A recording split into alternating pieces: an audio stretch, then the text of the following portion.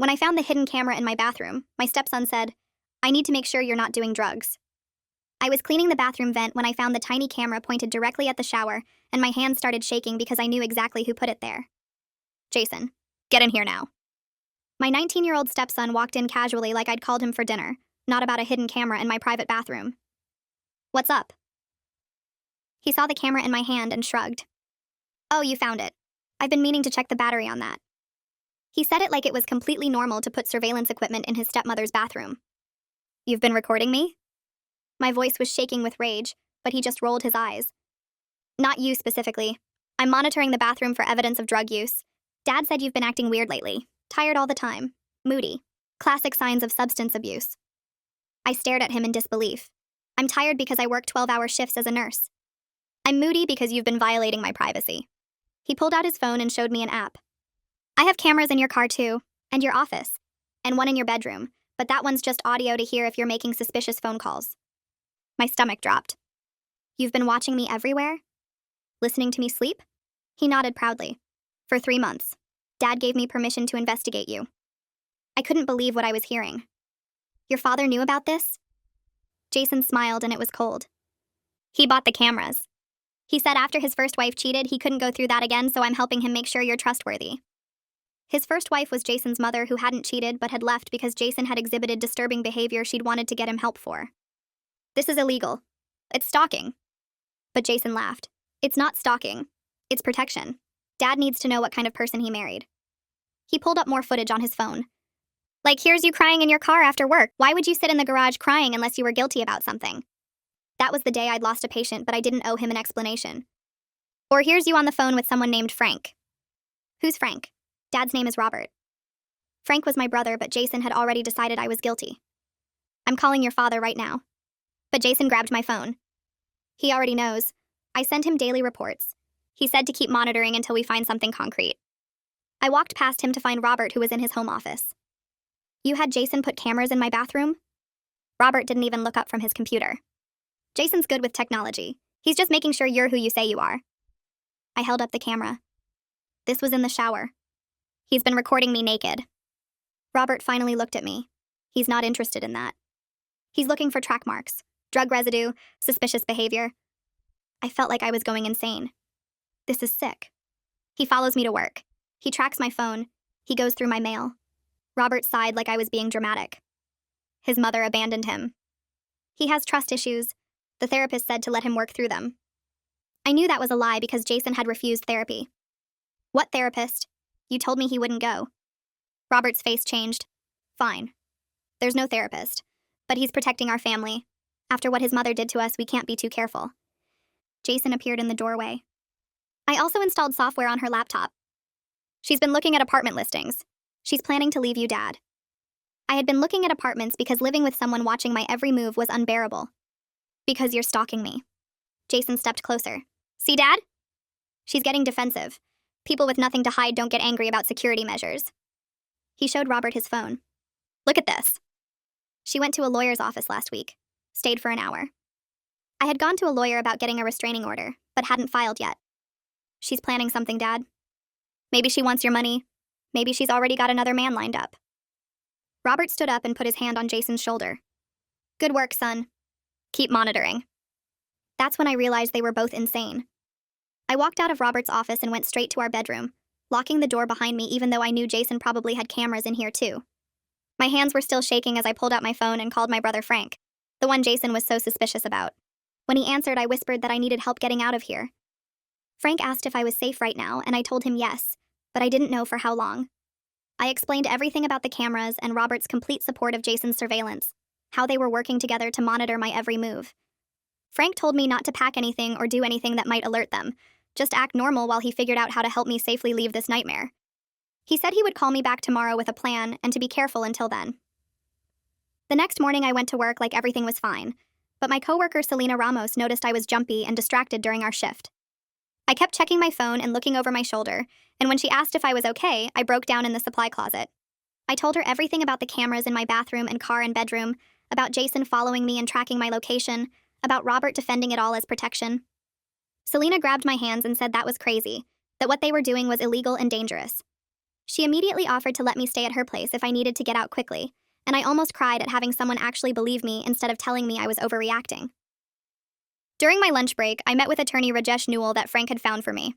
His office was downtown in a building with security cameras in the lobby, which made me paranoid that Jason might somehow access those too. Rajesh explained that what Jason and Robert did was illegal surveillance, and I had grounds for restraining orders against both of them. He said I needed to document everything, copies of the camera footage if possible, and plan my exit carefully, because these situations can become dangerous when the abuser realizes they're losing control. He asked if I felt physically safe at home, and I said yes for now, but I wasn't sure how long that would last. Rajesh gave me his cell number and told me to call immediately if anything escalated, and he started preparing paperwork for the restraining orders. I spent the next 3 days pretending everything was normal while secretly photographing every camera location I could find. I found 2 more in the garage and 1 in the laundry room that I hadn't noticed before. I wrote down dates and times Jason had followed me to work, to the grocery store, to the gym. I forwarded important documents to Frank's email address, things like my birth certificate and nursing license and bank statements. Jason watched me constantly, but I forced myself to act like the defeated wife who had accepted the surveillance, which seemed to satisfy him for now. At dinner, I asked him about his classes and Robert about his work, playing the role of the obedient wife who had learned her lesson. Omar Ramos, the hospital security guard who was Selena's husband, offered to help me document the cameras in my car during my shift without Jason knowing. We went out to the employee parking lot during my break, and Omar crawled under my car with a flashlight. He found 3 devices hidden in my vehicle and photographed them with timestamps, giving me evidence that proved the extent of the surveillance I was experiencing. One was attached to the undercarriage near the back wheel, another was behind the front bumper, and the third was tucked inside the wheel well. Omar said these were professional-grade tracking devices, not cheap ones you buy online, which meant Robert had spent serious money on this surveillance system. Robert confronted me that evening about seeming distant, and demanded to know if I was planning something. His paranoia was showing through his attempt at concern, his eyes searching my face for any sign of deception. I told him I was just exhausted from work, and the stress of feeling watched all the time, which made him defensive and angry. He said I was still complaining about Jason trying to protect our family, that I should be grateful they cared enough to keep me safe. I wanted to scream that monitoring someone in the shower wasn't protection, but I kept my face neutral and apologized for being difficult. Robert seemed satisfied with my submission, and went back to his office, leaving me alone in the kitchen with my racing heart. Jason cornered me the next morning in the kitchen and showed me his phone with real-time tracking of my location. He casually mentioned he had noticed I sat in the hospital parking lot for 15 minutes yesterday, asking what I was doing. I realized that was when I met with the attorney, and my blood ran cold wondering if he somehow knew. I told him I was just taking a break before my shift, eating a granola bar in my car because I'd skipped breakfast. Jason stared at me for a long moment and then smirked, walking away like he had proven some point about monitoring me. I stood there gripping the counter until my hands stopped shaking, knowing I had to get out soon before they discovered what I was really planning. Frank called that afternoon with a plan. He had rented a small apartment in my name across town, set up a new bank account Jason couldn't access, and arranged for movers to get my essential belongings out, while Robert and Jason were both away next week. Robert had a business meeting 2 hours away on Tuesday, and Jason had classes all day, giving me a window to escape. I was scared, but also relieved that someone was helping me escape this insanity, instead of telling me I was overreacting. Frank said he would be there with the movers and we would work quickly to get everything out before either of them got home. He reminded me not to pack anything obvious, not to change my behavior at all until the day I left. I met with Rajesh Newell again, and he had prepared restraining order paperwork for both Jason and Robert. He explained that the surveillance constituted stalking and harassment under state law, and once I was out safely, we would file everything at once so they couldn't interfere with my leaving or try to intimidate me into coming back. The paperwork detailed every camera location, every instance of following me, every violation of my privacy over the past 3 months. Rajesh said the evidence Omar had photographed and the documentation I had gathered was strong, and a judge would almost certainly grant the restraining orders. He asked if I had somewhere safe to stay, and I told him about the apartment Frank had rented, and he nodded approvingly, saying that was smart planning. I walked back to my car after my shift ended and tried to act normal, even though my whole body felt tense from keeping up the pretense that everything was fine. Selena caught up with me in the parking lot and grabbed my arm gently, her eyes narrowing as she looked at the bruise that had formed there. She asked if Robert or Jason hurt me, and I could hear the concern in her voice mixed with something harder, like she was ready to do something about it if I said yes.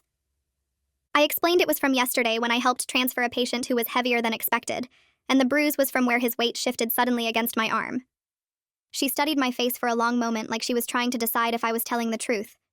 Then she squeezed my hand and told me her spare bedroom was ready anytime I needed it, day or night, no questions asked. Having that backup plan made me feel less trapped, even though I was already planning to move into the apartment Frank had arranged, knowing I had multiple escape routes if something went wrong with my main plan. I drove home thinking about how Selena had offered without making me feel weak or stupid for staying this long, just giving me options and letting me know I had people on my side. That night at dinner, Jason announced he was installing more cameras in the garage and laundry room for complete coverage of the house. Robert nodded like this was perfectly reasonable home security instead of the sick surveillance it actually was. Jason explained that the garage was a blind spot where I could potentially meet someone or hide things, and the laundry room was where people often disposed of evidence by washing it away. I sat there eating my food and pretending this was normal dinner conversation, while inside I was screaming at how far they had taken this insanity.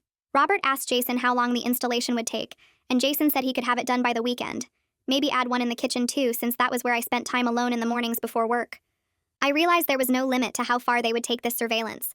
No point where Robert would say this was too much or Jason had gone too far.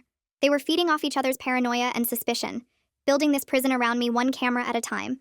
I was getting out just in time before it got even worse, before they decided to put cameras in every room or follow me to work every single day. The next morning before my shift, I carefully packed a bag with my birth certificate, social security card, passport, and the copies of all the camera evidence I had gathered. I added my medications, one change of clothes, underwear, and my phone charger, keeping everything small enough to fit in my work locker where Jason couldn't find it. I drove to the hospital with the bag hidden under my passenger seat, my heart beating fast every time I checked my mirror to see if Jason was following me. At work, I stuffed everything into my locker and locked it, feeling like I had just completed the first real step toward freedom. Every night that week, I came home expecting Jason to confront me about something, to tell me he had seen me packing or noticed something missing. He seemed satisfied that his monitoring was keeping me in line and preventing whatever imaginary thing he was convinced would happen. Like as long as he could watch me, I couldn't betray his father. I played the role of the defeated wife who had accepted the surveillance, moving through the house like I had given up fighting, and it seemed to work because both of them relaxed a little.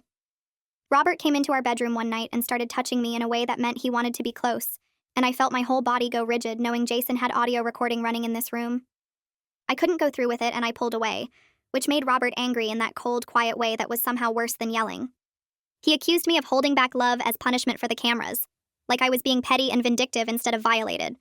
I told him I couldn't be close to him knowing his son was listening to us, that it made my skin crawl to think about Jason reviewing recordings of our private moments.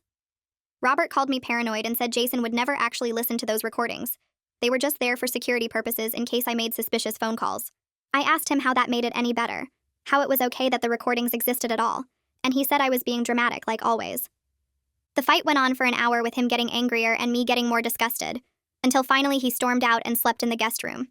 I lay there in the dark thinking about how he was chosen his disturbed son over his wife, how he would rather let Jason monitor our bedroom than admit this whole thing was sick. My phone buzzed the next afternoon with a text from Frank saying everything was ready for Tuesday. Robert had a business meeting 2 hours away that would keep him gone most of the day, and Jason had classes from 9 until 4. I confirmed that I was working a day shift that ended at 3, which gave me time to meet the movers and get my important stuff out before either of them got home. Frank said he would be there with the movers to help load everything quickly and make sure I got out safely. I felt my hands shaking as I typed back my confirmation, knowing that in less than a week I would be free from their surveillance and control. The rest of my shift, I kept checking my phone to make sure the plan was still in place, that nothing had changed. Tuesday was really going to happen. Jason showed up at the hospital 2 days later without any warning, walking into the building like he had every right to be there. He found me at the nurse's station and said he was in the area and thought he would bring me coffee, holding out a cup from the place I usually went to. I knew he was checking on me because his tracking showed I had been at work all day without going anywhere, and he wanted to see what I was actually doing with my time. Selena appeared from the other side of the station and stepped between us, telling Jason in her firm nurse voice that family visits needed to be arranged in advance, and he needed to leave. Jason tried to argue that he was just bringing his stepmother coffee, but Selena didn't back down and told him hospital policy was clear, and he needed to go. I used that moment to slip away into a patient room, hiding there until Selena texted me that he had finally left the building. My whole body was shaking when I came out and Selena hugged me, saying she knew something was wrong and she wasn't going to let him corner me at work. That evening, I drove to Selena's house with copies of my car keys, credit cards, and all my important documents in a folder. She let me store everything in her spare bedroom closet where Jason couldn't possibly find it, giving me another layer of protection in case he somehow discovered my hospital locker or searched my car. I told her about Tuesday's plan and she made me promise to text her the moment I was safely in the new apartment. Rajesh had already filed the papers for the restraining orders to be served right after I got out, and Frank had arranged for the locks on my new apartment to be changed the same day I moved in. Every piece was falling into place, and I felt like maybe I could actually do this, actually escape without them stopping me or hurting me. Robert announced at dinner that he was taking Jason out the next night to celebrate him getting accepted into some tech program. They were both excited about it, and I realized they were bonding over their shared need to control and monitor, like Jason's acceptance proved he was smart and capable instead of disturbed. After they left for dinner, I moved fast through the bedroom, checking every spot I could think of for hidden cameras. I found 2 more devices I hadn't noticed before, one tucked behind a picture frame and another inside a decorative box on the dresser. I photographed both with my phone, making sure to get clear shots that showed exactly where they were hidden and how small they were. My stomach turned thinking about how thoroughly they had invaded my privacy, how many hours of footage existed of me in my most private moments. I put everything back exactly how it was, and went downstairs, feeling sick, but also relieved that I had more evidence to show the police and the judge. The night before I was supposed to leave, I lay in bed fully dressed with my phone in my hand, and the ringer turned on high. Jason knocked on my door at midnight and asked through the wood if I was really sleeping, saying his audio monitoring picked up sounds that seemed like I was awake. I called out in a sleepy voice that I was sleeping, and he needed to let me rest because I had work in the morning. He stood outside my door for 5 full minutes, and I could see his shadow under the door, could hear him breathing on the other side. My hand was wrapped around my phone, ready to call the police if he tried to come in, my whole body tense and waiting. Finally, he walked away, and I heard his footsteps going down the hall to his room. I stayed awake the rest of the night, too scared to move or make any sound that might bring him back. Tuesday morning, I got up and went to work exactly like I did every other day, but my hands shook through my entire shift. I dropped supplies twice and had to redo an IV because I couldn't get my fingers steady enough to insert it properly. Selena squeezed my shoulder during shift change and whispered that I had this, that in a few hours I would be free. I held on to those words as I finished my last patient check and gathered my things from my locker, the go bag heavy in my hands. I walked out to my car at 3 and drove toward the house, counting down the minutes until the movers would arrive and I could finally leave Robert and Jason forever. The movers pulled up right at 3:30, and I met them at the door with my list of everything that was mine. 2 guys in blue shirts started loading boxes from the bedroom while I pointed out which furniture to take and which to leave. My hands shook as I taped up the last box of clothes, knowing every minute counted before Jason or Robert came home. The older mover asked if I was okay, and I told him I was leaving a bad situation, that we needed to work fast. He nodded and got his partner moving quicker, both of them carrying my dresser down the stairs while I grabbed armfuls of shoes from the closet. I left behind the expensive jewelry Robert bought me, the designer purses, anything that might give them an excuse to claim I stole from them. My nursing textbooks went into a box, my grandmother's quilt, the photo albums from before I met Robert. Everything that was truly mine fit into their truck within 40 minutes, which felt both sad and freeing at the same time. I was carrying the last box of kitchen items I'd brought into the marriage when I heard a car door slam in the driveway. My stomach dropped as I looked out the window and saw Jason's silver sedan parked behind the moving truck, blocking it in. He got out with his phone already raised, recording as he walked toward the house. The movers were loading my box into the truck when Jason started yelling that I was stealing his father's property, that he was calling the police on me right now.